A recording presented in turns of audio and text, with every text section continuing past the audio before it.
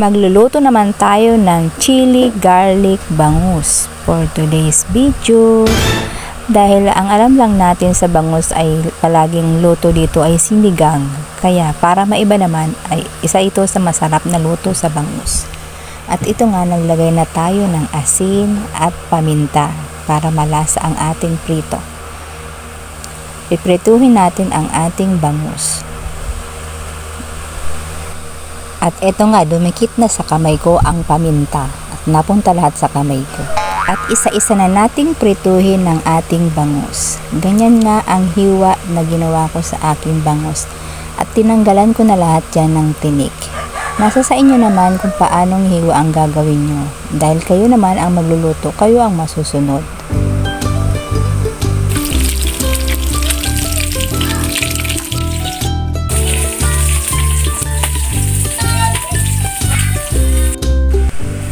At maggisa na nga tayo ng bawang sibuyas at kamatis. At ang kamatis nga ay durog-durogin natin ng ganyan, saka lagyan natin ng konting sili. Dahil may mga batang kakain, konti lang nilagay ko. Nasa inyo naman kung gaano karami ang lalagay nyo sili. Kung kaya nyo ang sobrang anghang, ay dagdagan nyo pa. Maglagay ng konting tubig. At durog-durogin pa natin ng konti ang ating kamatis. At magdagdag ng paminta. At naglagay nga ako dito ng nor cubes para mas malasa ang ating luto at konting asukal.